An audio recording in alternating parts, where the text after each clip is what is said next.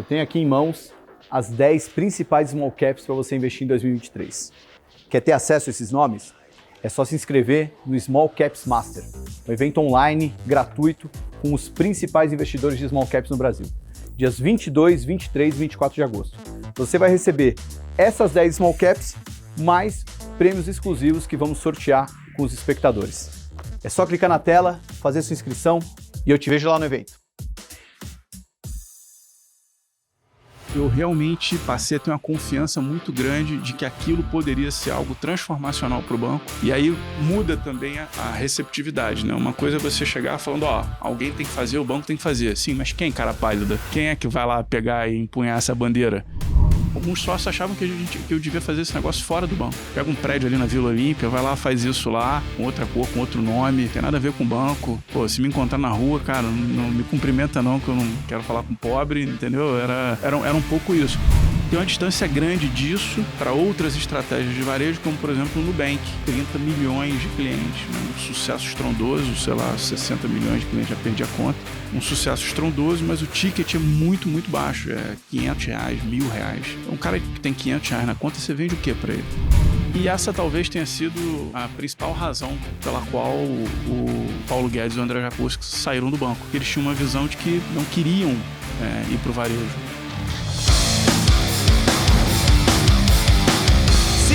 Sim, tá começando mais um Market Makers, o podcast da família investidora brasileira. Seja muito bem-vindo, se acomode que hoje a gente vai ter um episódio, dá pra falar que hoje vai ser aqueles episódios com cara de historinha, Renatão?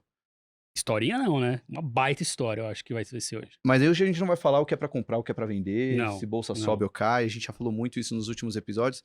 Esse é um episódio que pra mim vai ser muito especial, porque se estamos aqui, né, Renatão, fazendo podcast, empreendendo com um canal de conteúdo, é porque o mercado financeiro passou por uma grande evolução nos últimos anos, o que ficou cunhado como financial deepening, né? Os brasileiros tendo mais acesso a Um investimentos. aprofundamento financeiro. Acho que Em essa português, tradução claro. é meio...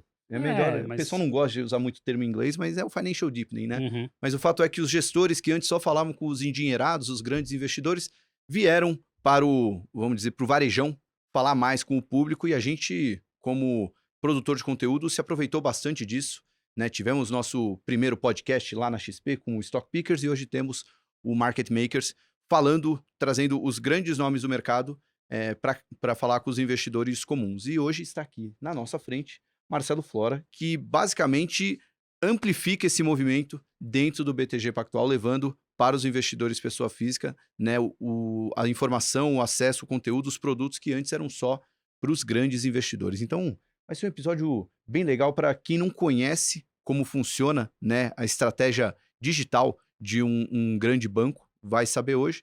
Vai também conhecer a história do Flora, é bem interessante, porque num mercado onde trabalhei 5 anos em tal lugar, 2 anos em outro, Flora praticamente trabalhou a vida inteira no BTG, teve um estágio antes e depois são aí mais de 20 anos de BTG Pactual. Então, e vai ser legal pra gente também, né, Renatão? Vai ser ótimo. Como você falou, né, Salomão? É uma coisa rara no mercado de trabalho moderno. O cara tá 23 anos na mesma empresa, ele chegou aqui no BTG no século passado, até tecnicamente, né? Porque no ano 2000 ainda era o século 20. Desde que ele chegou, o BTG já mudou de controlador, já foi o BS Pactual, já foi Pactual. Aí agora não, né? Os últimos anos aí vem sendo o BTG Pactual. E ao longo desses 23 anos ele já foi do back-office, foi da parte de sales, se tornou sócio, foi chefe de distribuição da Asset, chefe de distribuição da renda fixa, se tornou diretor estatutário e hoje é head das plataformas digitais, que é a ferramenta do BTG para chegar no varejo, né? Hoje a gente vai falar da trajetória do Flora e de um dos bancos mais importantes do Brasil, de como ele se desenvolveu nas últimas décadas e sobre como o mercado mudou durante essa última década do financial deepening, como o Salomão já explicou profundamente. Antes de passar a palavra para o Flora, um recado importantíssimo para quem está vendo o episódio nessa quinta-feira que está indo ao ar o episódio. Mas é importante mesmo, não vai passar para frente. Na semana que vem, dias 22, 23 e 24, Small Caps Master, nosso primeiro grande evento do Market Makers. 3 dias com os maiores ganhadores de dinheiro do Brasil, do mercado brasileiro de ações, principalmente os investidores de small caps. Então a gente vai ter no dia 22 o Rodolfo Amstalden falando de cenário macro, um dos fundadores da Empíricos, e logo depois o Werner Roger, o gestor da Trígono, talvez o fundo mais ganhador de dinheiro dentre os fundos de small caps.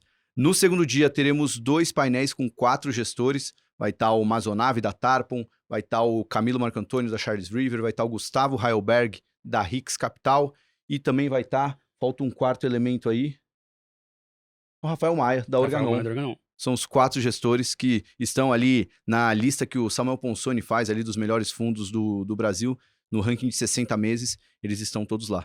E no último dia vai ter um episódio ao vivo especial com o João Braga da Encore. Esse não é small capper, mas é um grande conhecedor do mercado de ações e fala muito bem sobre esse assunto. Acho que é o cara que tem a maior didática aí para falar de investimentos em ações para investidor pessoa física, junto com o César Paiva, que é o gestor da Real Investor, que estava devendo uma participação aqui, então vai ter... Nunca veio nessa encarnação. Essa participação bem especial no nosso evento. Então, ao Por que todo que aí... a gente escolheu falar de small cap, Salomão? Bom, primeiro porque a gente adora investir em small caps, né? Nossa carteira do Market Makers está recheada de small caps. E também porque nesse momento de queda de juros é onde está embutida a grande oportunidade de investimentos em ações, né? A gente acredita muito que com a queda de juros a gente vai ter um grande fluxo de investimento para a renda variável, e isso a gente já vem bebendo nos últimos meses, né? Até quem acompanha as nossas newsletters viu o estudo que eu postei recentemente, que nos 10 ciclos de queda de juros, a Bolsa subiu em média 40% nos 24 meses depois do início do ciclo, e em 3 desses ciclos a Bolsa subiu mais de 60%, em 2 deles mais de 80%, enfim.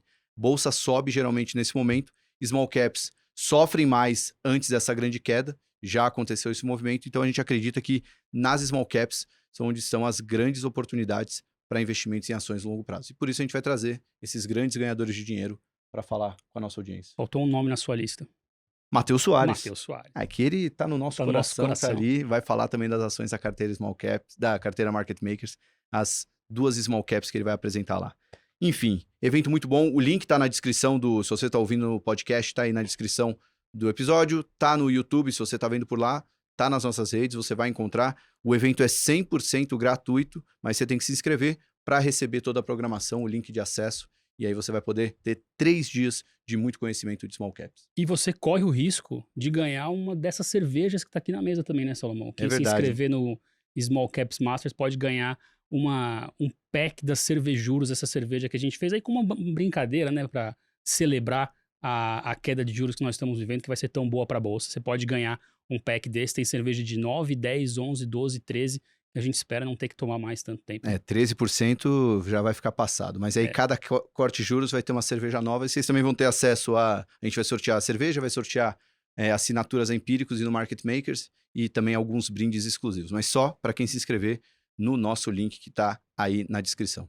Então, aproveite esse momento que você está ouvindo o episódio, já abre lá o link e se inscreve que já é na semana que vem. Feitos os recados? Vamos passar para o... Nossa, hoje foi o dia de maior quantidade de recados da história isso aí, assim que é do bom. Market Makers. Mas, bom, vamos passar para o Flora. Primeiramente, bem-vindo ao Market Makers. Obrigado por estar aqui conosco. Não, eu que agradeço. É um prazer estar aqui com vocês. Parabéns aí pelo negócio. Pô, super bem sucedido. Pela criatividade aí da Cervejuros. Eu vou querer tomar aí o juro mais baixo aí. Eu acho que a de 13, eu que gosto de cerveja, acho meio forte, né? Tô torcendo para chegar logo para de 9, que fica mais palatável. Mas, Flora, antes da gente entrar no assunto, né, que mais nos interessa, né, falar sobre o BTG, falar sobre as estratégias digitais, queria que você contasse um pouco da sua trajetória aqui dentro, né? A gente sempre pergunta para o convidado, quem que é você em 30 segundos? Mas para você, como você tem uma história muito longa aqui no BTG, vale a pena gastar um pouco mais de 30 segundos. Como é que foi essa trajetória, né? A gente até já ouviu em outros podcasts, mas eu queria que você contasse um pouquinho de como você chegou até essa cadeira que você está hoje, que não existia 20 anos atrás, quando você começou no BTG. Não, legal. Essa é uma conversa que eu posso fazer em 30 segundos ou em 3 horas. Então, vou procurar fazer em 30 segundos. Eu entrei no banco em 2000, fazia faculdade de engenharia no Rio, com a maior parte dos sócios, pelo menos os brasileiros, um perfil muito parecido, né? A gente tem esse traço da cultura muito forte de contratar gente jovem, recém-formada, ainda na faculdade. Não por acaso é o que aconteceu com o Salute, que é CEO do banco, com o Esteves, que é o principal acionista do banco. Enfim, então, depois eu fiquei 3 anos no back-office, depois fui para as áreas comerciais, fui head da distribuição de fundos na empresa de asset management, como o Renato já falou. fui head da distribuição de renda fixa do banco, então sempre trabalhei na área comercial. Apesar de não ser um comercial nato, né? Eu me moldei, né? Eu criei um personagem, sou um cara mais introspectivo por natureza. Mas enfim, então durante um período eu fui head das duas coisas, eu era um marajá ao contrário, fazia distribuição de fundos e distribuição de renda fixa ao mesmo tempo. Enfim, até que em 2014 eu comecei a me dedicar bastante a defender um investimento muito forte em tecnologia, inovação e tal dentro do banco, que de alguma maneira forçou a transformação digital do próprio banco. A gente criou o BTG Pactual Digital, e hoje essa iniciativa ela deixou de existir como uma marca, né? E se tornaram funcionalidades dentro da marca-mãe do banco, dentro do BTG Pactual. Então, de uma forma resumida, essa é um pouco a minha história aqui no BTG Pactual. E como é que foi essa transição para essa frente digital, né? Porque eu pergunto isso porque a gente viveu isso na XP, quando o Renato trabalhava na área de educação, eu trabalhava no Infomoney depois como analista da Rico, e a gente viu esse processo acontecendo aos poucos, né? Eu estava lá desde 2011, o Renatão entrou em 15. Não, 2017, desculpa. Opa. Então a gente foi pegando toda essa transformação. Não é algo que acontece da noite pro dia, não é algo que dá resultado da noite pro dia. No mercado financeiro a gente é muito imediatista, né? Como é que foi aqui dentro essa transição? Como é que foi a cobrança de resultados? Como é que foi esse acompanhamento periódico? E de onde veio a sua consciência dessa necessidade? Não, legal. Quando eu comecei a trabalhar no banco, na verdade, eu fazia faculdade de engenharia, fiz estágio na Petróleo Ipiranga, queria trabalhar no mercado financeiro, mas tinha um problema que era o fato de fazer faculdade em tempo integral, engenharia atrapalhava bastante. E aí eu comecei a ler muito, a acompanhar sobre as oportunidades enfim, ouvi uma palestra no banco sobre o Pactual. E nesse momento, eu acompanhando todas essas iniciativas e tinha uma dúvida, né, uma curiosidade, por que no Brasil você não tinha plataformas de investimento online como você tinha nos Estados Unidos, né? Charles Schwab, Fidelity, enfim, outros. E isso ficou na minha cabeça, mas eu entrei no banco, o banco na época tinha acabado de passar por uma transição, né? Alguns sócios tinham saído, Paulo Guedes, o André Jacuzzi, que tinham fundado a JGP, o Luiz César Fernandes, isso foi em 97, 98, a saída deles, em 99 o Luiz César Fernandes saiu, e aí Esteves, Salute, enfim, um grupo de sócios mais jovem começou a tocar o banco com uma visão de transformar o banco numa espécie de Goldman Sachs no Brasil. Então, quando eu entrei no banco, já era um pouco esse o norte estratégico, né? Mas eu sempre tive essa curiosidade, essa dúvida de entender por que aqui no Brasil a gente não conseguiu, né, criar essas plataformas. Até aquele momento não tinha conseguido criar essas plataformas.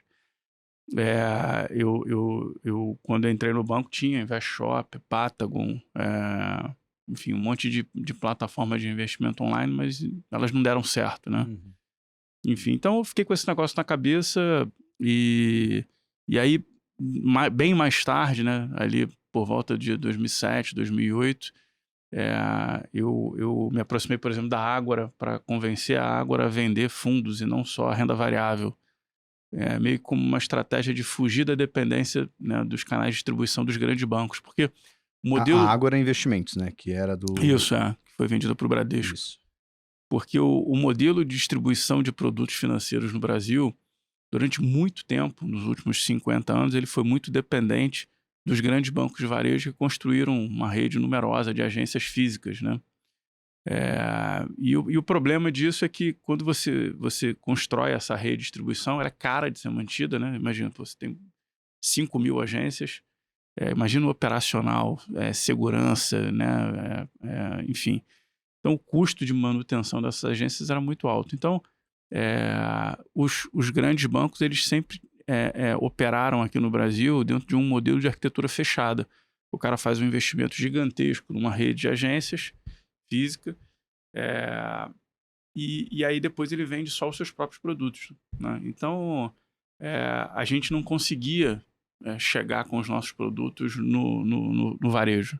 A gente ficava ali meio que restrito aos private banks dos grandes bancos, né?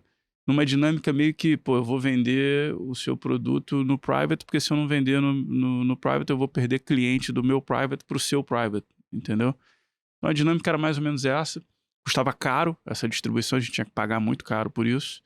E ainda tinha esse limite ao crescimento, né? Então eu comecei a trabalhar para buscar outras alternativas, né? Fazendo parceria com essas corretoras. A Ágora foi, vamos dizer assim, talvez uma das primeiras assim, que a gente de fato conseguiu ter uma captação mais relevante. Só que logo depois ela foi vendida pro Bradesco e aí acabou a festa. O Bradesco começou a vender só os próprios produtos e tal. Mas só para ver se eu entendi. Então, vocês tinham os produtos e para acessar o cliente de um private de um banco, vocês faziam uma parceria onde vocês pagavam para ter o produto ali, tal qual uma empresa paga para ter o rebate, o produto no supermercado uma melhor posição. Mas o que fazia essa festa acabar? Tipo, nesse exemplo da Ágora, que você falou, o Bradesco comprou a Ágora, aí o Bradesco, como tinha arquitetura fechada, ele não queria ter nada de fora, então mesmo que o produto fosse bom, ele tirava o seu. Na verdade, assim, no caso da Ágora em particular, acho que nem chegou a tirar efetivamente. Deixa lá, mas simplesmente não fala no assunto, Sim. entendeu? Então o negócio vai morrendo. E daí em diante, como é que foi? Porque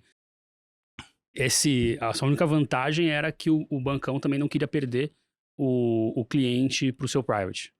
E daí em diante, como é que foi? Vocês estavam ali na Ágora, no máximo escondidinho, e como é que foi daí pra frente?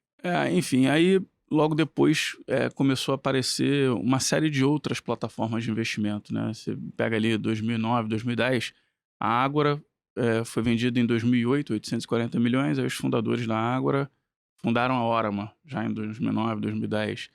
Você tinha a Easy Invest, que era a antiga título corretora, né? Foi um home broker que foi lançado lá ainda no final dos anos 90 e acho que eles corretamente ali no final do 2009, 2010, eles mudaram o nome da corretora, passou a ser o nome do home broker.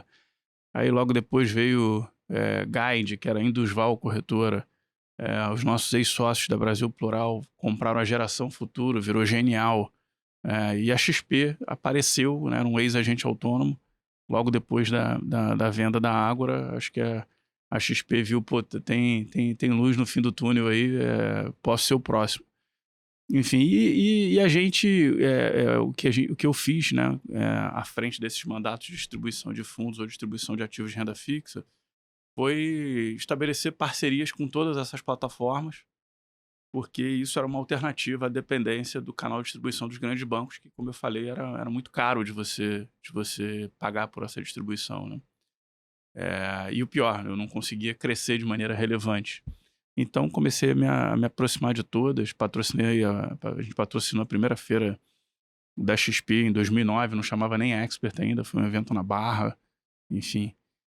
Então me aproximei de todas essas plataformas, com o intuito de ter uma alternativa aos grandes bancos, de ter capilaridade, de conseguir distribuir, porque dentro desse planejamento estratégico do banco lá, implementado a partir da saída do Luiz César, o banco passou a se dedicar, a se posicionar como uma espécie de Goldman Sachs no Brasil. Então, a gente não tinha distribuição.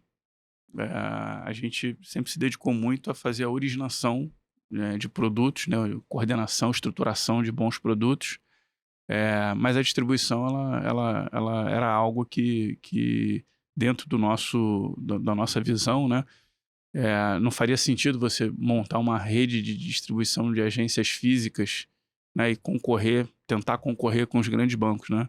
E acho que essa foi uma estratégia correta, porque você vê, Citibank tentou fazer isso, HSBC tentou fazer isso, e os dois acabaram saindo do Brasil, deixaram de operar nesse segmento. Então acho que o mercado brasileiro, ele sempre teve players bastante eficientes, né, nesse ambiente, vamos dizer assim, de distribuição, né? Os grandes bancos de varejo sempre foram bastante eficientes.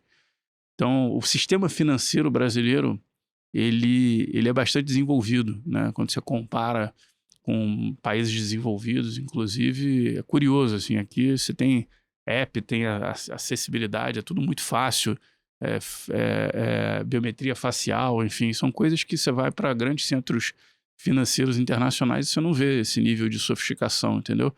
Então, o mercado financeiro brasileiro sempre foi bastante desenvolvido e os players que estavam aí sempre foram bastante eficientes. Então, acho que a visão do banco foi de, bom, vamos sair dessa briga de cachorro grande, vamos fazer algo que seja complementar.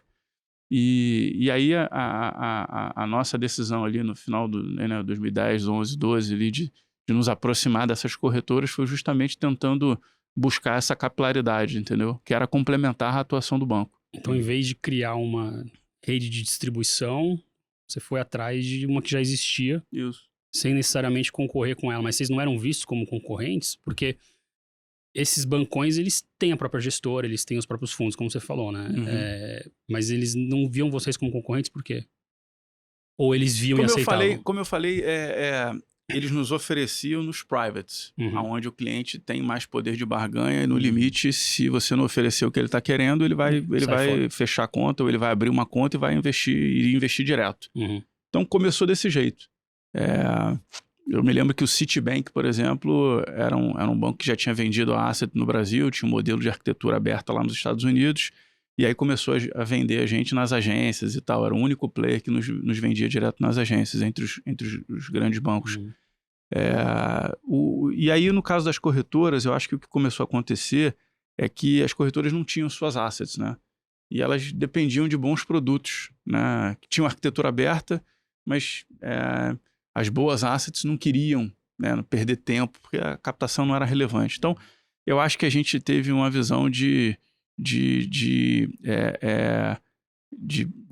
contribuir num momento em que ninguém estava dando muita atenção para as corretoras, para essas plataformas de investimento. A gente apostou de uma maneira em que seria muito bom para os dois lados, né? A gente teria uma alternativa aos grandes bancos, teria capilaridade, e por outro lado a gente tinha um brand que era aspiracional, e que essas corretoras, essas plataformas queriam poder vender os nossos produtos, né? E num momento em que os grandes gestores eles não estavam preocupados ou interessados em perder tempo com... Porque no começo a captação não era relevante, entendeu? Era meio que uma aposta nossa, né? E eu sempre olhei isso também de várias formas, né? De alguma maneira, uma alternativa aos grandes bancos, de outra, uma oportunidade da gente testar a temperatura, né? Sem você ter que mobilizar o investimento, né? Porque foi o que aconteceu no final dos anos 90, né? Você teve Patagon, o Santander pagou 200 milhões de dólares. Teve o Max Blue, que era JV do Deutsche Bank com o Banco do Brasil. Cada um investiu 200 milhões de reais lá em 97, 98. E comum a todos esses, essas iniciativas, houve o fracasso, né? Foi feito um investimento gigantesco e, como tudo relacionado à tecnologia, se você faz o investimento e o cliente não vem, cara, depois de 6 meses, 1 ano, cara, tá tudo obsoleto, você tem que jogar fora, fazer de novo. Então, o custo de mobilizar e desmobilizar essa estrutura, esse investimento em tecnologia, ele era muito alto. Então, na nossa cabeça, era uma forma também de estar próximo, testar a temperatura, testar se a nossa sociedade estava pronta para essa inovação, porque esse negócio já tinha dado errado no final dos anos 90, né? O Max Blue acabou, a Patagon ninguém nunca mais ouviu falar, a InvestShop também era do Bozano Simmons, depois vendeu para o Unibanco, depois foi morrer lá no Itaú. Então, se você não tiver você precisa de um conjunto de pré-condições para que essas coisas funcionem, né? E durante um tempo eu tinha uma dúvida muito grande por que essas iniciativas não deram certo no final dos anos 90. E isso ficou mais claro quando eu fui estudar no mercado americano, tentando entender ali 2012, 13, né, se a gente deveria de fato fazer esse investimento. Eu fui entender as pré-condições do financial deepening americano e tal, e cheguei à conclusão de que uma das razões pelas quais esse negócio não deu certo no final dos anos 90 foi, em primeiro lugar, a taxa de juros muito alta. A taxa de juros alta, ela provoca na sociedade um sentimento de um certo conforto com o status quo. O cara fica onde ele ao ano está. é confortável, né? Imagina, no final dos anos 90, quando o primeiro governo Lula era 26% a Selic. É retorno de equity em país desenvolvido, sem ter volatilidade, entendeu? Então, o cliente fica onde ele está, ele não vai abrir conta, ainda mais nos anos 90, que além disso tinha um outro atrito que era a internet de escada, você tinha que imprimir, enfim, você não tinha biometria facial no final dos anos 90, né? Então, eu acho que teve um conjunto de coisas ali que acabaram tornando mais difícil o desenvolvimento das plataformas. E na minha cabeça ali em 2011, 12, 13, quando eu comecei a falar disso no banco, pelo fato de ver que essas parcerias com as plataformas de investimento estavam sendo bem sucedidas, do ponto de vista do financeiro sendo captado, não era nem tanto o ponto, mas a pulverização, a quantidade de CPFs e tal, isso começou a me chamar a atenção. E eu comecei a provocar os outros sócios no banco para que a gente se movesse nessa direção, entendeu? Que a gente mobilizasse o investimento em tecnologia, que nos permitisse fazer abertura de conta online e tal, que a gente tivesse a nossa própria plataforma. Então isso eu comecei a falar em 2011, 12. O banco foi um pouco resistente a isso no começo. E aí eu fui para construir a minha própria confiança, né, e continuar insistindo no negócio, eu fui estudar o mercado americano. Então eu li, sei lá, 30, 40 cases de MBA falando sobre tudo que você possa imaginar sobre plataformas de investimento online nos Estados Unidos, né? A história do Salomon Smith Barney, Dean Witt, ING Direct, enfim, a história do ING Direct é super bacana. Os caras começaram, um banco holandês, começaram no Canadá, Estados Unidos, depois foram abrindo nas principais economias no intervalo de 2 anos. Eles abriram um novo país. Então foi Canadá, Estados Unidos, França, UK, na Alemanha, Itália, enfim, Austrália, foram super bem sucedidos com um negócio 100% online. Mas enfim, então eu acabei entendendo um pouco o tamanho da oportunidade, entendendo esse financial deepening, e aí comecei a defender esse negócio de forma mais incisiva dentro do banco. Agora, pelo que eu entendi, então existia um momento ali que do ponto de vista de negócio não fazia o menor sentido abrir essa plataforma, era melhor ficar distribuindo em outras, né? Quando é que isso mudou? Porque eu lembro do que eu sei desse assunto, que eu sei que tem a questão dos juros, né? Que no Brasil foi caindo ao longo do tempo. E tem também a questão do Banco Central autorizar as contas digitais, né? Que aconteceu ali por 2012. Enfim, quando é que, do ponto de vista de negócio, começou a fazer sentido para vocês terem uma plataforma de investimento e não só distribuir nas outras? Olha, eu acho que nesse sentido... Para você, desculpa, só na sua cabeça primeiro e depois para o banco, né? Quando então, eu comecei a perceber, né? 2007, 2008, a gente fez a primeira parceria com a Ágora, aí vendeu para o Bradesco, aí vieram as outras plataformas, esse negócio começou a chamar a atenção, e eu comecei a defender dentro do banco que a gente fizesse esse investimento, porque a gente correria o risco de sair da dependência dos grandes bancos, que tinha uma barreira de entrada, que era a rede de agências físicas, né? E, portanto, eu entendia perfeitamente a gente não querer fazer isso. Agora, na medida em que eu comecei a ver que as nossas distribuições de renda fixa e que os nossos fundos começavam a ter um número grande de cotistas através das plataformas, eu comecei a mostrar que a gente poderia correr o risco de sair da dependência dos grandes bancos para depender de um grupo de corretoras. Onde aqui, qual que era a barreira de entrada? Investimento em tecnologia. Uhum. Investimento em tecnologia tem tudo a ver com o que era a história do banco, inovação, empreendedorismo e tal. Então a gente não deveria ficar fora disso. O problema é que o investimento em tecnologia ele é caro, ele custa caro. E se você erra o timing desse investimento, você pode acabar se inviabilizando, né, no longo prazo. Então eu tenho uma história interessante também que em 2009 a gente recomprou, né, o UBS Pactual, uma espécie de management buyout, né? Uhum. E aí surgiram, né, a história do Pactual, o BTG Pactual, você vai dando vários filhotes, né, ao longo do tempo. Teve Opus, teve Constellation, Absoluto, Leste, enfim. E ali em 2009 teve a 20 e a Brasil Plural. E a turma da 20, inclusive um cara que foi meu chefe, ele foi para a 20 e criou um negócio chamado Apogeu, mais ou menos ali em 2009, 10. Quem é? E É o Gilberto Sayão? A 20, o principal sócio é o Gilberto Sayão, Alessandro, enfim. E o Ronaldo Borochovitch, que tinha sido meu chefe no banco, ele foi para Apogeu, ele foi para a 20 e iniciou esse projeto que era Apogeu. Apogeu nada mais era do que uma plataforma de investimentos online. Eles começaram isso em 2009, 10, investiram em 2011, 12, 13. Em 2014, eles resolveram encerrar essa iniciativa porque quando você é muito bem sucedido numa frente, você acaba virando vítima do próprio sucesso. O negócio é tão bem sucedido que você olha para essa, né, no caso da 20, olhava para essa iniciativa que era a Apogeu e falava, pô, esse negócio aqui não está movendo o ponteiro, só estamos gastando dinheiro e não está... Você não consegue enxergar no longo prazo o que pode ser o potencial daquilo. Então, eu acho que nesse sentido a gente deu sorte. Talvez se a gente tivesse começado a investir em 2011 nesse negócio, pô, a ansiedade de ver o negócio crescer ia ser tão grande e comparado com outras linhas de negócio do banco tão bem sucedidas, o banco fazia 4 bi de lucro. Imagina. Você olha e fala, puta, cara, estamos perdendo tempo com isso aqui, entendeu?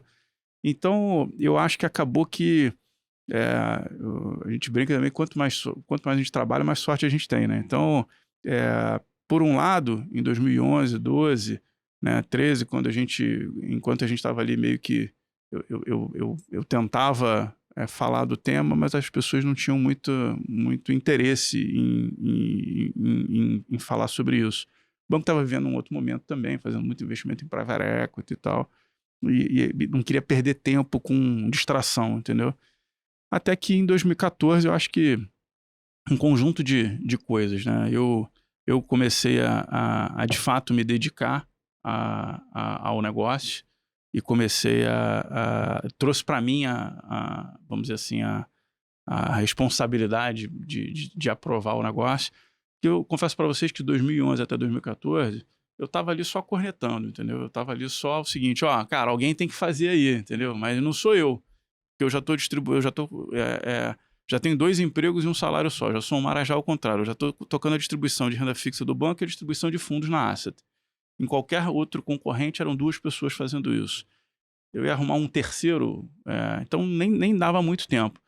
Mas confesso para vocês também que era uma coisa assim meio confortável, entendeu? Monta aí a plataforma, porque aí eu vou só pegar os meus produtos aqui e vou vender aí, entendeu? Mas alguém tem que ir lá e, pô, arregaçar as mangas, botar a mão no barro, entendeu?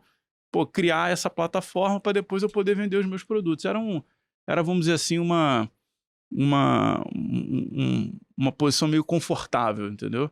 A partir de 2014, eu acho que o que mudou foi que eu comecei, depois de ter concluído, né, de ter estudado bastante, né, esse fenômeno nos Estados Unidos, eu realmente passei a ter uma confiança muito grande de que aquilo poderia ser algo transformacional para o banco e que, portanto, poderia ser uma oportunidade gigantesca para mim mesmo, entendeu?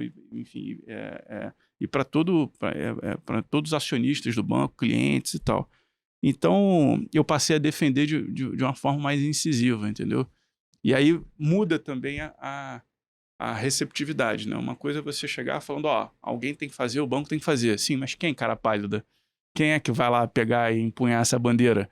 Né? Eu me lembro que eu ouvi, né, de alguns sócios, falar, não vai mexer nisso não, porque esse negócio aí, cara, o último que quis fazer isso era CEO e fundador do banco, e, enfim, não deu certo. Cara, vai você mexer nisso? Então, era um pouco uma visão de, cara, o banco tá dando 4 bi de lucro. Cara, não vai procurar chifre em cabeça de cavalo. Então, vamos aqui. Então, o banco tem... talvez não seja para o banco isso. O banco tem uma marca aspiracional. Todo mundo quer ter uma marca aspiracional. O banco tem, a gente conquistou, e você agora quer, varejar o negócio. né? Eu falo, cara, não, peraí. Então, quando você não está muito preparado para defender o negócio, essas coisas te fazem dar espaço para trás, né? Então, eu acho que o que mudou foi que, a partir do momento que eu estudei de maneira mais profunda o tema, passei e construí a confiança, e o mais importante, parei de falar, ó, o banco precisa fazer, e passei a falar, ó, eu quero fazer, aí as pessoas começaram a me olhar diferente. Bom, pô, o cara está disposto a colocar aqui 10, 15 anos de trabalho, eu já era sócio do banco, para um negócio que pode dar errado e que, puta, ele pode ser demitido daqui a 6 meses. Então as pessoas começam a te levar mais a sério, né? Quando você tá ali só cornetando, ó, alguém tem que fazer, É diferente. Quem, meu querido? Há algumas perguntas sobre isso que eu acho que são fundamentais para quem trabalha dentro de um ambiente corporativo que cobra resultado tão rápido, né, como no mercado financeiro, e precisa conciliar, né, a vontade própria com a vontade do banco e essa paciência do esperar o momento certo, né? A primeira é como é que foi isso, né? Eu anotei aqui o 2007, 2008, você olhou, faz sentido. 2014 você começou a defender. E nesses 7 anos eu imagino que você estudou muita coisa, né? Como é que é conciliar isso com as suas próprias rotinas, sem atropelo? Qual o momento que tem que acelerar? Enfim, qual foi o grande momento ali que você falou, não, agora eu tenho que defender esse projeto? E também dos vários estudos de caso que você se aprofundou, você usou algum para mostrar pro pessoal aqui dentro? Não, Ó, usei todos. Mas Usei todos. teve algum específico que você citou da ING, da Direct. ING, que foi bem legal.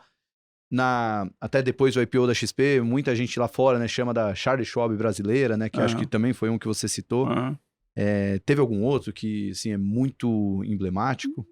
Não, cara, não, assim, todos eles, eu usei todos esses cases para mostrar o tamanho da oportunidade, entendeu? E de que a gente poderia caminhar, a gente estava caminhando naquela direção, né? Se você for ver, 2012, 13, você teve aquele 7,25, aquela primeira vez que o juro bateu ali 7,25, que a gente experimentou um pouco desse sentimento que a gente vê nos países desenvolvidos, do dinheiro meio queimando na mão do investidor, né? Todo mundo aqui no Brasil meio mal acostumado com aquele 1% ao mês garantido, né? Pelo menos. E, de repente, o juro muito baixo, enfim, e aí todo mundo começou a ter mais interesse. Eu acho que a gente teve um conjunto de coisas acontecendo aqui. A gente viveu um período de muito forte inovação. 2007 foi quando o iPhone foi lançado. E a partir daí, câmera, você começou a viabilizar o processo de abertura de conta online, você começou a ter performance marketing, né? Investimento para aquisição de cliente online. Então, clique aqui, abra sua conta. São coisas que você não tinha na década de 90. Então, eu acho que essas coisas todas, elas contribuíram para que a gente construísse a confiança dentro de casa de fazer esse movimento, entendeu? Mas confesso para vocês que no começo, como eu falei, assim, a primeira vez que eu falei disso foi em 2011. A gente só foi aprovar isso internamente em 2014. E porque em 2014 eu falei, cara, agora eu vou me dedicar a esse negócio, vou montar um business plan, vou parar de ficar aqui cornetando, conversa de corredor, fazer um negócio estruturado, vou parar, vou perder tempo, e vou montar um negócio que tem início, meio e fim, e como é que a gente tem que fazer o negócio. E aí, foi aprovado, né? Então, é um pouco isso. There's no free lunch, né? Não tem jeito. Se quiser fazer o negócio acontecer, cara, tem que se dedicar. Agora, você falou uma coisa, a gente falou na abertura e você também falou da questão de varejar o BTG, né? De varejar o Pactual. Mas não seriam necessariamente a mesma coisa ter uma plataforma digital e ir para o varejo, mas na sua cabeça e na cabeça do banco é isso também, né? Ou ter uma plataforma digital. Na minha cabeça não era, até porque se você for ver no Brasil, 203 milhões de habitantes, né? O último censo, você pega o Personnalité, né, do Itaú, que é, vamos dizer assim, talvez a marca mais bem sucedida, né? O principal player de varejo de alta renda no Brasil, tem 1,5 milhão de clientes. Não tem 2 milhões de clientes. E nesse varejo de alta renda é muito comum o cara ter ter 2, 3 contas. Então, pelos números da Ambima, a gente estima que esse mercado, varejo de alta renda, sejam mais ou menos 11, 12 milhões de contas, né? Como o cara tem 2, 3 contas, estamos falando de talvez 4, 5 milhões de pessoas. Então é isso aí, 4, 5 milhões de pessoas. O Itaú, o maior player, com 1,5 milhão. Então, a renda é muito concentrada no Brasil, entendeu? Então, você fazer um negócio que você vai focar no varejo de alta renda, como é o nosso negócio, né? O foco é o varejo de alta renda. E esse conjunto de funcionalidades, né? De desenvolvimento de tecnologia que a gente investiu tanto nos últimos anos, ele me permite atender melhor esse cliente do low private e, obviamente, esse upscale do varejo também, do varejão, né? Então, esse é o nosso foco. Então, assim, tem uma distância grande disso para outras estratégias de varejo, como, por exemplo, o Nubank, né? Pô, tem 30 milhões de clientes, né? Um sucesso estrondoso, sei lá, 60 milhões de clientes, já perdi a conta. Um sucesso estrondoso, mas o ticket é muito, muito baixo. É R$500, R$1.000, entendeu? Um cara que tem R$500 na conta, você vende o que para ele? Assim, eu não consigo ver nada diferente de um CDB com liquidez ou um fundo money market, entendeu?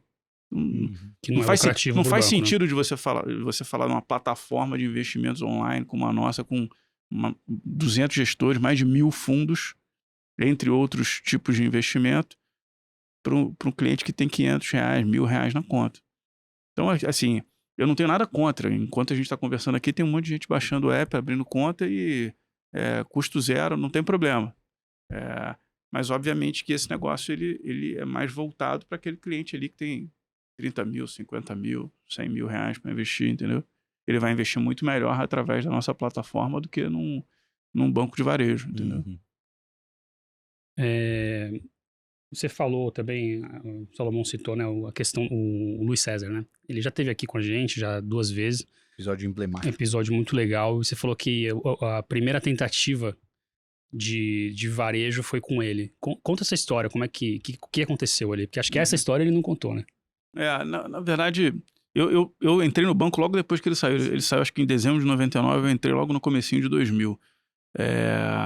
Mas eu ouvi essa história de algumas pessoas. Acho que o banco ali na década de 90 teve alguns anos que ganhou muito dinheiro. E, sei lá, $1 bilhão, né? E aí, cara, o que vamos fazer com esse dinheiro? Vamos diversificar, vamos começar a desenvolver as áreas de franquia do banco, né? Deixar de ser uma trading house, né? Um hedge fund, né? Com alguns poucos fundos, enfim, o que a gente faz com esse negócio?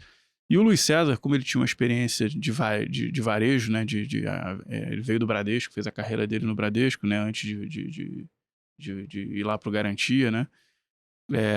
Ele tinha essa visão de, pô, vamos aqui comprar o BCN. Queria comprar o BCN. E essa talvez tenha sido a principal razão pela qual o Paulo Guedes e o André Jacuzzi saíram do banco.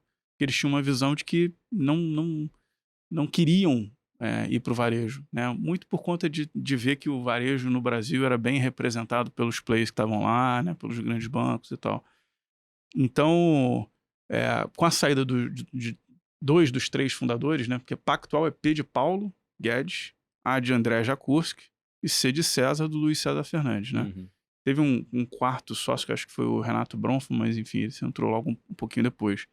Mas você perder 2 dos 3 fundadores, o Luiz César consumiu um capital político ali, né? Sem contar que o banco teve que recomprar as ações desses sócios saíntes, né? Então ele naturalmente se enfraqueceu politicamente, não conseguiu seguir com a ideia de comprar o BCN. O banco BCN acabou sendo comprado pelo Bradesco, mas ele manteve o interesse e acabou comprando o Banco Sistema. O Esteves, uma vez conversando com ele falou assim, pô, Flávio, imagina o seguinte, o Luiz César queria comprar esse microfone aqui, custava $1 bilhão. Aí tinha essa caneca aqui que custava 50. Era o Banco Sistema. Cara, compra aí o Banco Sistema. Que se der errado, dá pra gente engolir. Esse aqui, se der errado, cara, acabou a história. Enfim, então comprou o Banco Sistema, e o Banco Sistema era um negócio totalmente diferente. Ele fazia leasing de celular, para você ter ideia. Era um negócio assim, crédito no varejinho, entendeu? Então esse negócio não deu certo e o Luiz César acabou saindo do banco em função disso, né? Dentro do próprio sistema de meritocracia, né? Você faz alguns movimentos que não dão certo. Cara, todo ano, o banco na época tinha processo de avaliação semestral. Todo mundo avalia todo mundo. Você fez um negócio que não deu certo, cara. Não tem jeito. Então o Luiz César acabou saindo do banco por isso.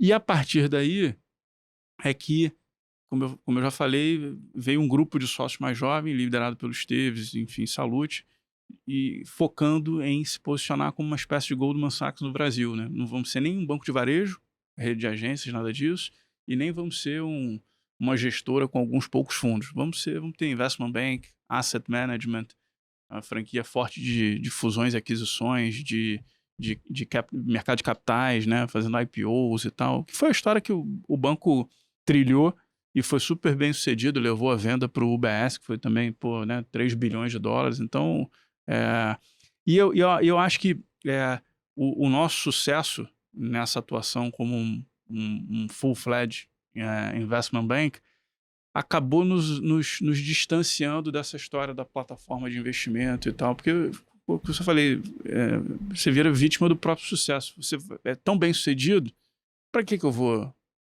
sair investindo um caminhão em tecnologia aqui? Eu estou conseguindo captar e crescer sem precisar disso, para que eu vou fazer esse negócio?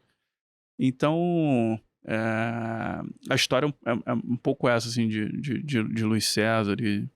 Você citou que tinha a ideia de ser o Goldman brasileiro, né? E até fazem muita brincadeira com o nome BTG, né? Que falam que a sigla é Better Than Goldman, ou... Back to the Game, tem o Banking and Trading Group, tem um monte de e não tem definições. uma definição clara. Né? Nunca teve. Não, mas alguém teve essa ideia. Mas Better Than Goldman seria legal. Nunca saberemos. Jamais. Eu acho que você sabe. Eu acho que é tipo a fórmula da Coca-Cola. Mas qual você apostaria que é a verdadeira? Puxa, não sei, talvez... Ou qual você gostaria que fosse verdade? Talvez Back to the Game, não sei. Até porque Better Than Goldman tem que explicar quem é o Goldman, nem todo mundo sabe. Exatamente, verdade. Back to the Game é mais intuitivo. Mas tem o Banking and Trading Group. Mas esse aí é muito sem graça. Não é divertido. Ninguém quer que esse seja o real. Vamos voltar pra pauta? Vamos voltar pra pauta. Porque eu não sei se você tem alguma pergunta ainda nessa época lá de 13, 14, mas eu tô curioso de saber quando que foi que você sentiu deu certo, valeu a pena cobrar, porque eu imagino que foram a meritocracia bate forte no mercado, né? Como justificar que, tá investindo, mas ainda não virou ponteiro. Né? Como é que foi isso? Não, então, depois que a gente aprovou o projeto, em 2014, mais ou menos ali, eu comecei a estudar e montar o business plan em janeiro de 2014, a gente aprovou isso, sei lá, mais ou menos em agosto. Aí começaram os desenvolvimentos de tecnologia e tal, a gente implementou o projeto em fases, começou só com funcionário, depois family and friends de funcionários e tal, clientes que já estavam no Wealth, ex-funcionário, amigo de funcionário, né, mãe de funcionário, que tinha ali 100, 200, 300 mil investidos, totalmente fora do core business do Wealth, que é o cliente ultra high net worth. Enfim, então a gente foi fazendo o rollout do projeto ao longo do tempo. Né? Em 2017, até 2017, para vocês terem ideia, eu não estava 100% dedicado a isso. Eu continuava fazendo, eu não fazia mais a distribuição de renda fixa do banco, mas eu seguia à frente da distribuição de fundos na Asset. Então, de 2014, quando o projeto começou, até 2017... a história foi mais ou menos o seguinte, pode fazer, legal, foi aprovado, tem aí budget, pode investir em tecnologia e tal. Agora isso aí, cara, é um part-time job, é um side job, nós vamos continuar te cobrando aqui pela tua posição como head da distribuição de fundos. Beleza, então isso aí era um trabalho que eu fazia ali final do dia, final de semana e tal. Peguei uma turma que trabalhava comigo mais jovem ali, uns ex-estagiários que nem eu quando entrei no banco, que estão no banco até hoje, tiveram uma contribuição importante. E aí, em 2017, eu fiquei realmente dedicado a isso. E a partir de 2017 é que esse negócio a gente começou a investir mais forte, e aí as coisas começaram a avançar de forma mais rápida. Eu diria para vocês que o meu sentimento assim de, legal, funcionou, foi ano passado. Por quê? Porque foi quando a gente tomou a decisão de encerrar a marca BTG Pactual Digital. A gente tinha uma outra marca também que a gente começou em 2019, 2020, foi o BTG+, que era uma marca mais voltada pro dia a dia de banking, cartão de crédito e tal, Pix, né? E a gente tomou decisão, então, no ano passado, primeiro trimestre do ano passado, de encerrar essas marcas e usar a marca mãe do banco. Então, até nesse sentido, a gente fala-se muito, né, que o banco é muito agressivo e tal, mas para tomar uma decisão simples, é bastante representativo do quão conservador o banco é, na verdade.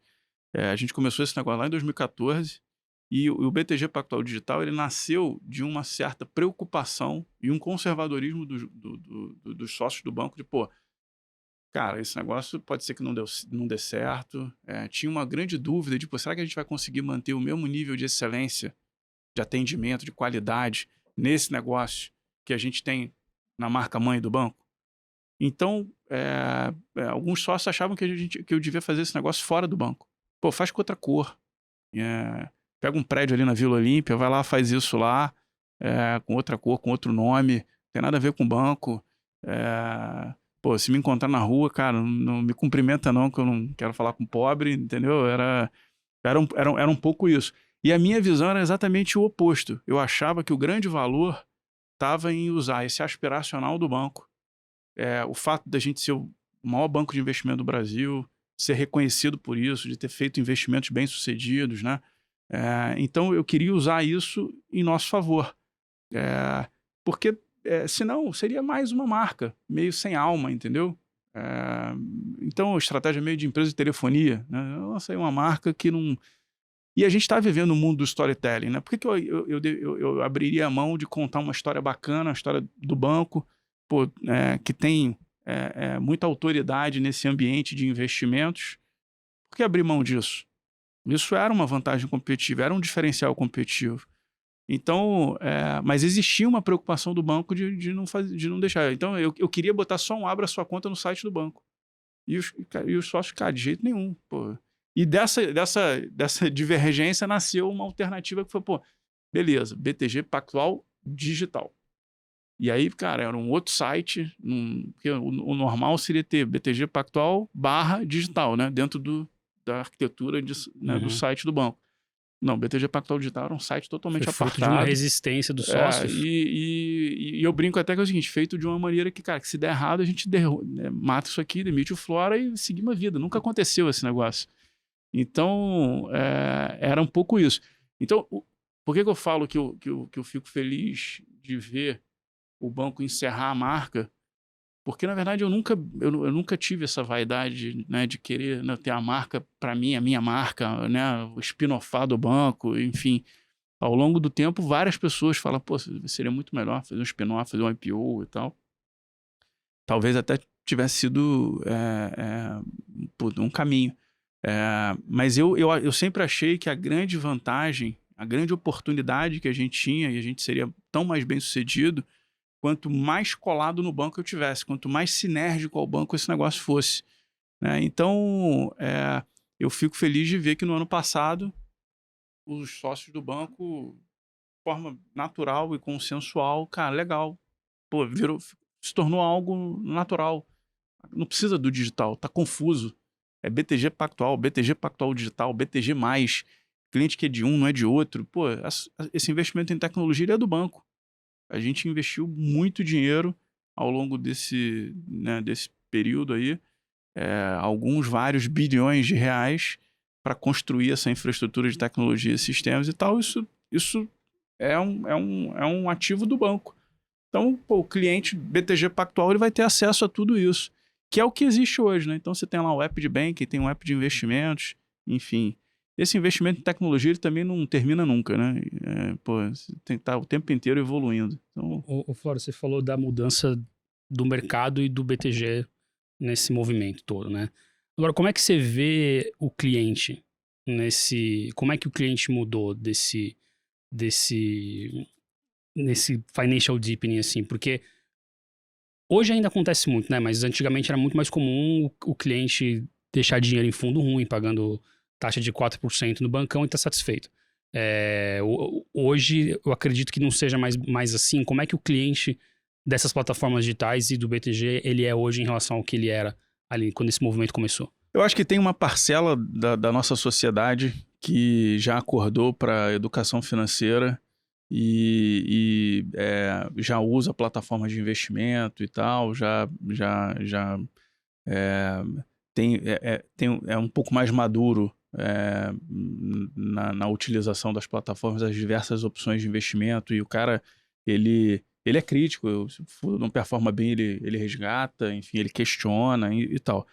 Mas, em sua maioria, e acho que isso ainda é uma grande oportunidade para nós, a maior parte das pessoas continua investindo em alguns poucos bancos de varejo.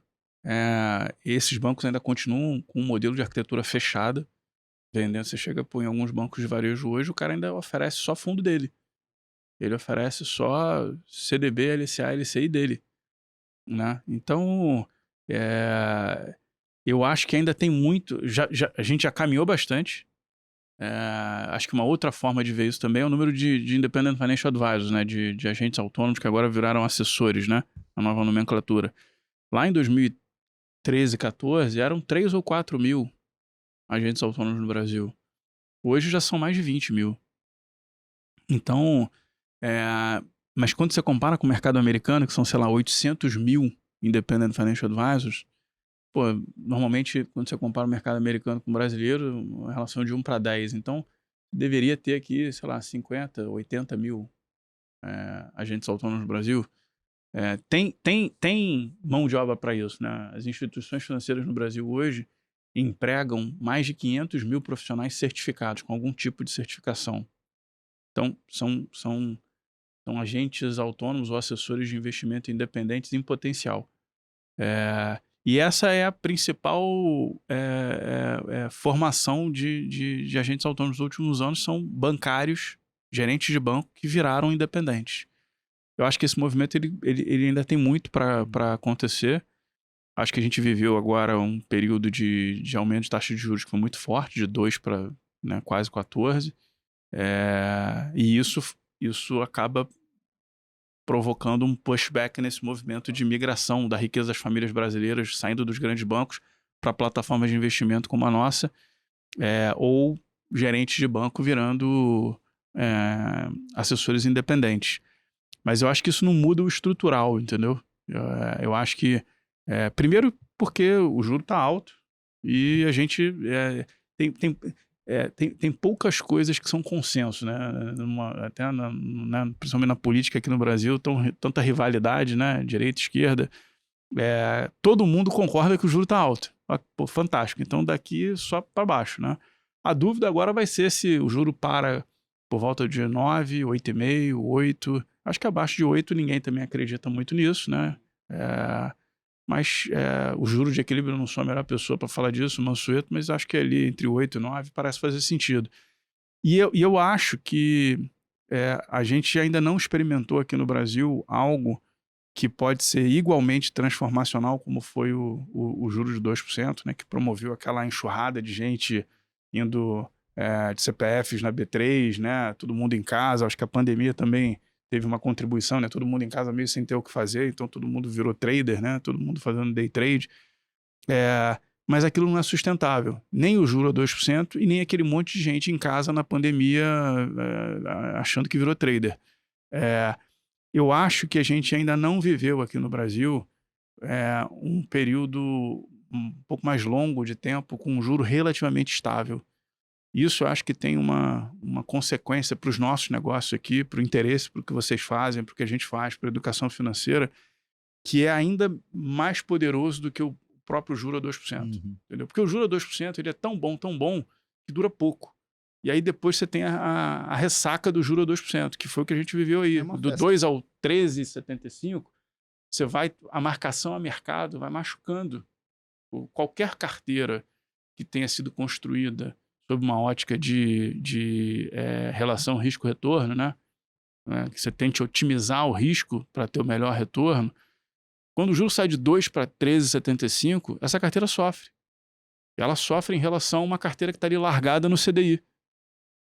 Então, por definição. Então, eu acho que se a gente conseguir ter o juro relativamente estável, ele pode sair de 8 para 8,5, de 8,5 para 9, né? De 9 para 8,5, né? Vai ficar ali entre 8 e 9 por 2, 3, 4. Pô, seria fantástico. Acho que a contribuição que a gente teria, assim, né, de educação financeira se disseminando e tal. E é isso, o juro a 2%, as pessoas olham e falam, cara, a gente não virou Suíça. Então, não vou nem começar, porque daqui a pouco vai abrir tudo de novo. Agora, quando fica ali a 8, 9, pô, é de verdade, entendeu? Só trazer uns números, até fui buscar no WhatsApp, que eu falei ontem isso com o Bruno Merola, o analista de fundos da Empíricos, que você falou, né, o brasileiro não está mais investindo tanto naqueles fundos dos bancões. De fato, ainda tá, né? Até eu peguei um tweet recente, não vou citar o nome do banco, né? Mas o nome do fundo, o fundo se chama Nome do Banco, Ações Blue. E não quero fulanizar, porque vários fundos de banco acabam tendo esse histórico, né? O fundo tem 40 anos de história, e de 96 para cá o fundo deu 600% contra 2.400 Ibovespa. Meu Deus. Ele cobra 4% ao ano de taxa de administração e tem 700 mil cotistas. Então, ainda tem muita... eu olho pro copo meio cheio, ainda tem muita gente tem oportunidade... que não faz ideia... E muita gente deve achar que o mercado de ações é ruim por causa disso, na verdade, né? Não, é que assim, é que tudo... Aí seria legal ter um papo desse, talvez com alguém desses bancos, mas a gente meio que sabe a resposta, né? Muitas vezes é aquele investimento meio que passivo. Ele troca uma isenção de taxa em troca de, investe no nosso produto e a gente dá a taxa zero. Coitado, o cara para de pagar a cesta de serviço para pagar 4% aonde sobre o patrimônio. Exato. De um fundo que perde, dá um quarto de Ibovespa num período isso longo. Aí, cara, é oportunidade, assim, esse é o tamanho da oportunidade. E só uma coisa sobre o juro estrutural, saiu um relatório semana passada acho que é da Asset do Itaú, ou da corretora, mas o time de pesquisa do Itaú mostrou que em todos os ciclos de queda de juros, o mercado errou onde o ciclo ia parar. O juro sempre caiu muito mais do que o que o mercado achava. Eu acho um excesso de otimismo pensar em juro abaixo de 8%, mas a história nos mostra que, porque o que está precificado ali na curva deve ser uns 9, 8%. Então, pode ser que o juro possa ficar mais. Mas não gosto nem de pensar Outra interpretação disso é que o mercado esquece que o Banco Central também erra. O mercado antecipa também, então... Talvez ele chegue lá antes disso, né? Mas enfim. Tendo em vista isso aqui que o Salomão colocou, quem que é o concorrente da sua plataforma, você considera? São as outras plataformas, tipo XP, Orama, Genial, ou esse fundo do banco, o bancão, da onde que... Sem dúvida são os grandes bancos. Eu acho que, nesse sentido... todo o esforço que a gente faz de marketing, de educação financeira, hoje a gente tem, sei lá, mais de 500 mil seguidores no nosso canal do YouTube, no nosso Instagram. Então, esse esforço, ele se soma aos esforços dos nossos concorrentes no sentido de tentar disseminar a educação financeira. Porque é só a educação financeira que vai ser capaz de tirar esse sujeito que está investido num... Entendeu? Não tem outro caminho. O cara ele precisa acordar para a educação financeira e entender, e é por isso que eu falo assim, o juro a 2% foi tão rápido que, cara, puta, tá vendo? Por isso que eu não perco tempo com esse negócio de mercado. Já era 2, agora já virou... Ainda bem que eu fiquei quieto. Faz um certo sentido. Agora, se fica ali 1 ano a 8,5, 2 anos a 8,5, 3 anos a 8,5, ou virou 9, ou virou 8, ou ficou ali oscilando em torno, né, de 8,5, cara, chega uma hora que o cara fala, peraí, deixa eu aprender aqui, entendeu? Então, eu não tenho dúvida de que o que nos moveu e o que, por exemplo, os sócios do banco levaram em consideração para aprovar esse nosso investimento gigantesco, né, em transformação digital no banco e tal, foi entender que tinha um estrutural, entendeu? Não foi para concorrer com a corretora A, B ou C, porque isso aí era dividir a azeitona, entendeu? Tem um bolão ali, que é a riqueza que está das famílias brasileiras sendo investida, mal investida, em alguns poucos grandes bancos de varejo, que tem uma estrutura de agências físicas cara para ser mantida. Também não vamos... É muito fácil, o banco é malvado porque cobra... Cara, o cara tem uma estrutura de rede de agências para ser mantida num país como o Brasil, onde todo mundo estoura um caixa eletrônico por semana por aí. O cara tem que contratar... Eu olhei uma estatística uma vez, cara, são quase 100 mil vigilantes nas agências bancárias. Então, assim, é difícil, entendeu? Aí o que o cara faz? O cara, para fazer a conta fechar, o cara tem que fazer o produto. A solução é a concorrência, entendeu? Porque aí um player como nós, ou não tem rede de agência, então tem uma estrutura de custo mais baixa, que nos permite oferecer produtos com uma estrutura de custo adequada, entendeu? A gente não gosta nem de dizer que é barato. Na prática, é muito mais barato. A gente tem fundo... a gente tem fundo de taxa zero, mas tem fundo de 0,20, entendeu? Você pega um fundo parecido, você vai encontrar fundo cobrando 2% para investir em título público, entendeu? Em rede de agências de varejo, entendeu? Então, mas não tenho dúvida, o nosso concorrente são os grandes bancos de varejo. Mesmo assim, além desse investimento em tecnologia, o BTG também fez um investimento forte na rede de assessores. Aí, né? Tomou alguns escritórios da principal concorrente, trouxe a EQI, né? Qual que é o papel disso, dos assessores, nesse movimento de digitalização e nessa varejada que a gente vem falando aqui? Se você falar varejização, ia ficar estranho. Não me veio varejização. Primeiro é o seguinte, eu acho que esse investimento que a gente fez, e acho que o relativo sucesso que a gente vem alcançando nesse nosso negócio, ele deriva do fato da gente sempre ter sido muito pragmático, né? Não tem nenhum purista aqui, eu não sou um cara tech, entendeu? Eu, por acaso, fiz engenharia, estudei um pouco de linguagem de programação na faculdade, nunca fui nenhum programador, tenho noções e tal, mas assim, a gente sempre olhou para isso, para a tecnologia, como sendo um catalisador, né? Um caminho, mas não um fim em si, né? Então, quando a gente foi estudar, né? Quando eu li lá os cases todos de MBA lá sobre as plataformas lá fora, de um lado a tecnologia ela era importante, porque ela viabilizava a possibilidade de você ter uma rede de assessores que pudesse fazer esse client facing, né? Porque quando a gente está falando de investimento, cara, isso depende do relacionamento, entendeu? Da confiança que você estabelece. É uma relação de confiança. Você não vai se sentir confortável de seguir a indicação de comprar um ativo A, B, C ou D se você não confiar no cara que está falando com você. Então, e aqui no Brasil, isso ainda é pior, porque a cultura de investimento no Brasil, ela está muito relacionada àquele cafezinho que o sujeito toma com o gerente na agência, entendeu?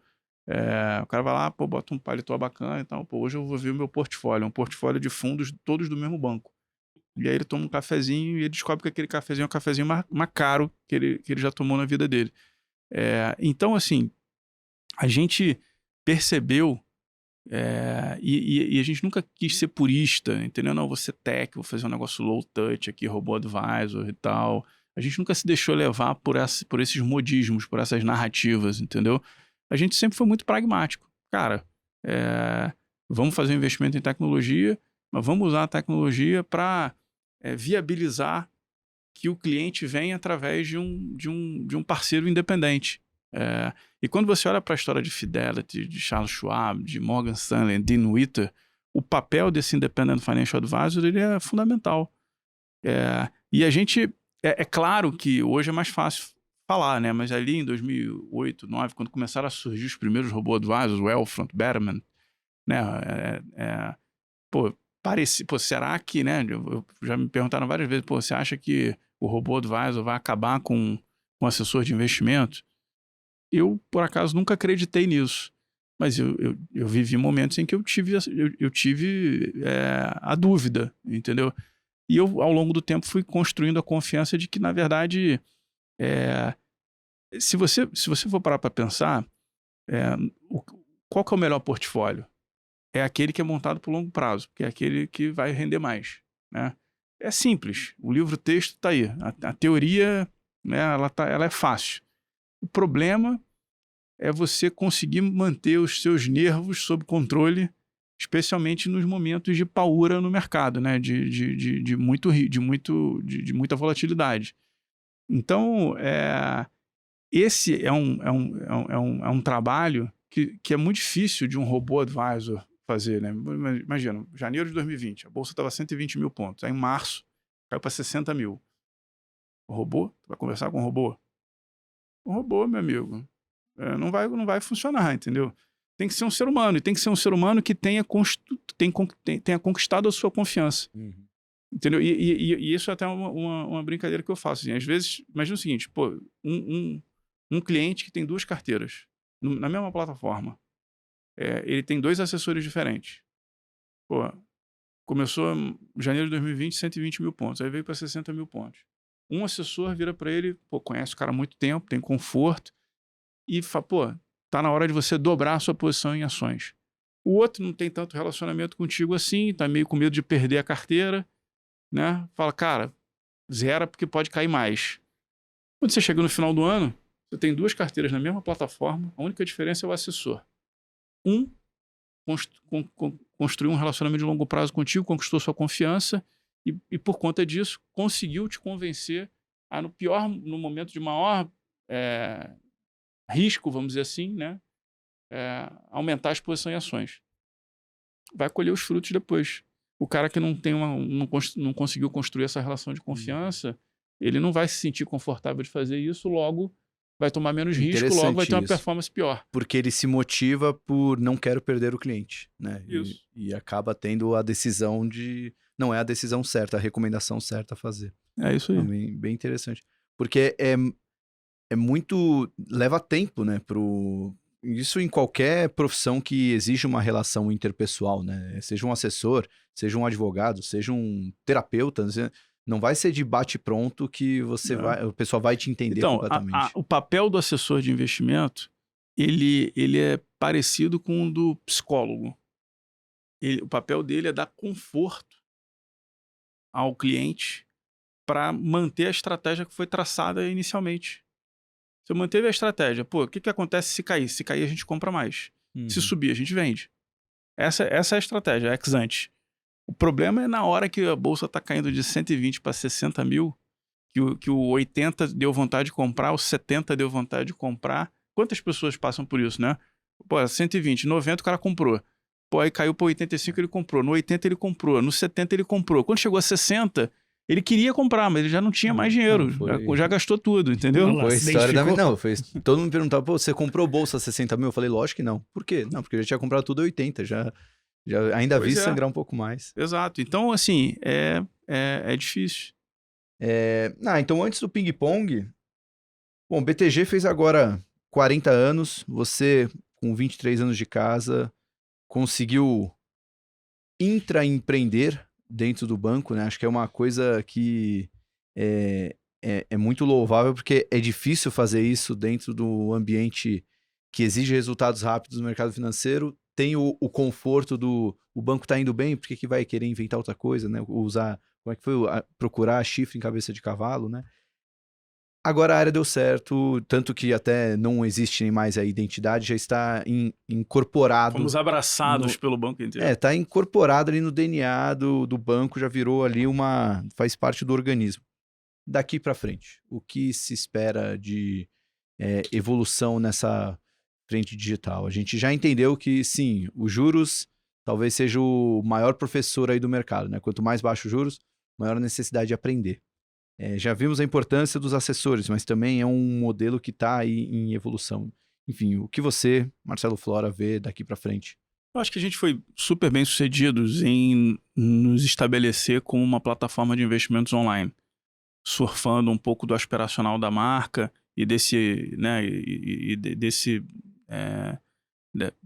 dessa história que a gente criou no mercado financeiro brasileiro como um banco de investimento que fez bons investimentos e tal. eu acho que a partir de agora, a oportunidade que a gente tem é de... a gente está trabalhando cada vez mais integrado com todas as funcionalidades que a gente criou de banking, né? Então, eu acho que agora a gente pode dar um passo a mais na direção de fortalecer a percepção junto ao cliente final de que nós não somos só uma plataforma em que ele traz o investimento, mas ele continua com cartão de crédito e com aqueles 100 ou 200 mil investidos, mal investidos lá num banco de varejo só para não pagar tarifa. A gente agora pode... eu já tenho meus débitos automáticos. Eu não tenho mais conta em banco de varejo. Eu tenho todos os meus débitos automáticos no banco, funcionando perfeitamente. Tenho cartão de crédito no banco. Então, eu acho que a oportunidade que a gente tem é de assumir um termo que também está na moda, né? A principalidade do cliente, né? É o cliente, de fato, usar a conta que ele tem conosco no seu dia a dia, para fazer débito automático, para pagar as concessionárias lá, né? De luz, gás, telefone celular, enfim. Débito do carro. Isso, IPVA, enfim, é usar o banco no dia a dia, entendeu? Eu acho que a gente tem uma oportunidade muito bacana.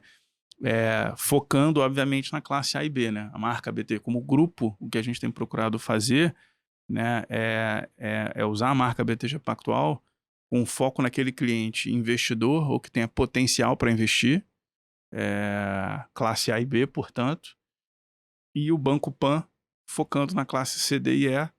A estratégia de monetização é o crédito, aquele cliente que precisa do crédito para sobreviver, entendeu? Ele precisa do crédito do cartão, ele precisa do crédito consignado, que é um produto que o PAN é forte, ele precisa do autoloan, entendeu? Financiamento de veículo. Então, é assim que a gente tem procurado se posicionar como grupo hoje no mercado brasileiro. Excelente. Como é que você definiria o BTG Pactual em uma palavra? Você falou várias vezes aqui na entrevista o aspiracional, né? Mas o que seria o BTG? Pode ser em uma frase ou uma palavra. Como você definiria a empresa que você está aí há mais de 20 anos? Acho que resiliência. Acho que o banco se mostrou ao longo do tempo bastante resiliente. E acho que quando você olha para dentro do banco, os sócios que se tornaram sócios relevantes do banco... talvez essa seja a característica comum a todos eles, né? Foram caras que demonstraram bastante resiliência ao longo do tempo, porque o mercado financeiro é difícil, né? Ele exige uma dedicação muito grande, você acaba abrindo mão, né, de conviver com a tua família, né, de uma forma mais intensa. Você acaba sendo obrigado a se dedicar bastante, né? Jornadas longas, muita viagem, enfim, corpo a corpo com o cliente. Então, eu acho que resiliência é o que mais se aplica. Flora, um livro de mercado que você recomenda para quem está vendo ou ouvindo a gente? O livro de mercado eu li quando comecei a trabalhar no banco, House of Morgan. Conta a história da criação do JP Morgan. É um livro bacana. Tem o livro da Goldman Sachs também, fala sobre a cultura de partnership e tal. Legal. E um livro de tema livre, qualquer assunto vale de fora do mercado? Cara, eu gosto de história, então eu li recentemente alguns livros sobre a expansão marítima, primeiro pelos portugueses, depois a conquista da América pelos espanhóis. Tem 2 livros bacanas, Conquistadores. Os 2 livros se chamam Conquistadores. Um conta... É uma série? Não, são 2 livros. São 2 livros, 2 autores diferentes, por acaso o mesmo nome. Quem é o autor? Puxa, não me lembro agora. Eu dou uma googada tem no meu Instagram, depois eu... boa. Te acha lá. Você tem um Instagram pro seu cachorro também? Tem meu cachorro tem um Instagram. Eu ouvi em algum dos podcasts, eu achei curioso. Qual é o seu cachorro? É um bulldog em inglês.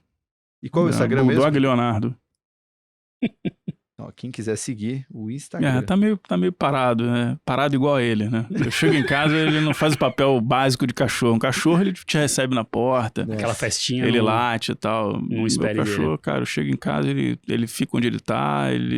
Hoje em dia ele não levanta nem a cabeça, mas... ignora completamente. É um cachorro. É quase um gato. Tem um temperamento forte.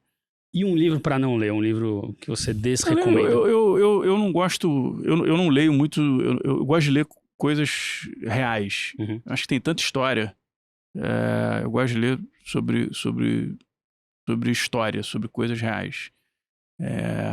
Então eu não gosto de ficção e eu não gosto de autoajuda. Tá. Você vê esses livros de autoajuda, o cara não ficou rico vendendo livro. Ele não, E não é autoajuda, né? Porque o livro te ajuda, então... O cara não fez nada, né? Exatamente. O cara O livro só de fica ali. autoajuda não te ajuda. Não é autoajuda, porque... Né? Se alguém escreveu pra você ler, tem alguém te ajudando. Ó, eu achei o Roger Crowley. Isso. Computadores. Deixa eu ver qual que é o... Aqui a capa são as caravelas. Aqui. Esse aí fala sobre... Conta toda a história. Os portugueses tomaram o primeiro Celta, depois começaram a conquistar ao longo da costa da África, chegaram às Índias e aí dominaram. Foi o primeiro império global.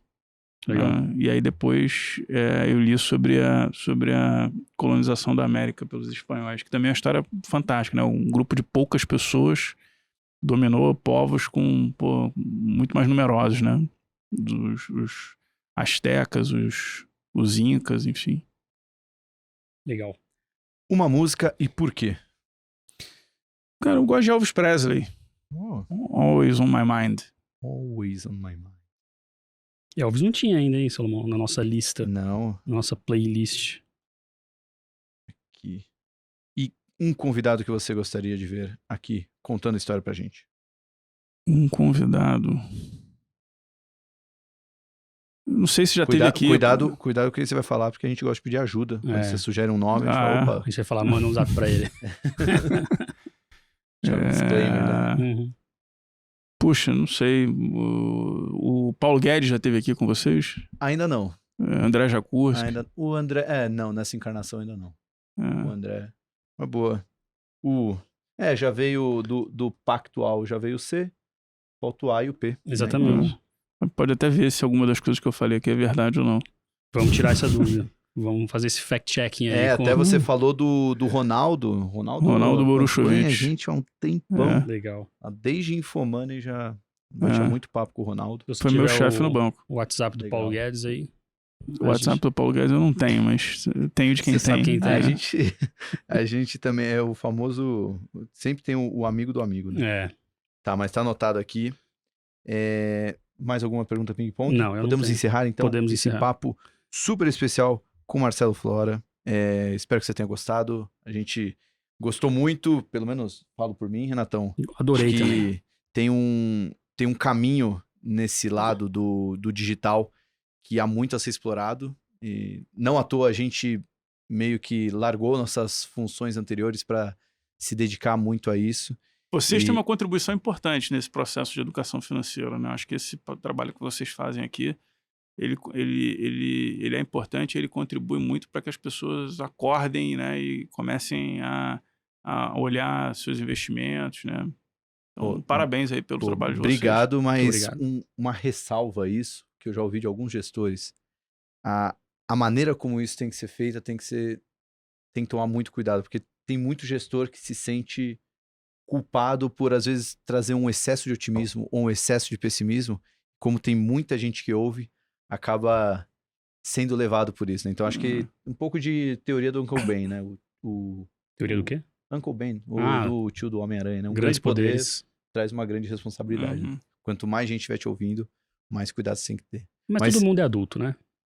Mas a maioria, gente sabe que acho que é adulto que tá ouvindo a quando gente. você erra pela primeira vez... sim, dói. Pode ser. Quando você tem 20 anos, tudo bem. Eu acho que o principal nesse sentido, o cliente tem que entender que o mercado é muito dinâmico. E, cara, por mais otimista ou pessimista que o gestor esteja, ele tem dentro dele um trader. E o trader, ele compra de manhã, vende à tarde, no final do dia tá zerado e vendo se ganhou ou se perdeu, entendeu? Independente se o mercado é de alta ou de baixa, contra fluxo não há argumentos, entendeu? Então, quando o mercado tá querendo ser feliz, não tem jeito. Por mais que o fundamento aponte numa direção, cara, você tem que saber surfar o mercado. Então, acho que o investidor, ele tem que ouvir a opinião do gestor mas não se basear nisso para tomar a sua decisão de investimento ali no dia seguinte, entendeu? Porque o horizonte de investimento é totalmente diferente. É que às vezes as pessoas fazem isso também para poder ter alguém para jogar a culpa, né? Então fica até mais confortável. Com certeza. Pô, maldito gestor que mandou comprar tal ação.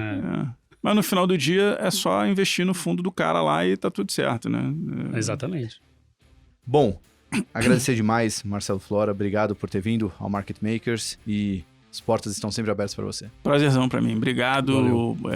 Fico à disposição de vocês aí. Para mim é ótimo poder falar aqui do nosso negócio. Boa. Tá bom? Valeu. Valeu, Renatão. Mãozinha com a aliança. Meu Deus, garoto. toda vez. Valeu demais pela audiência. Se você está acompanhando pelo YouTube, deixa aquele joinha, se inscreve, que toda quinta-feira, 18 horas, tem episódio novo. Semana que vem vai ser ao vivo, né? Aliás, série de lives do Small Caps Master. Então já se inscreve no link que está na descrição do vídeo ou do podcast, que a gente vai trazer uma cacetada de conteúdo sobre investimentos em ações. Até semana que vem. Beijo grande e tchau.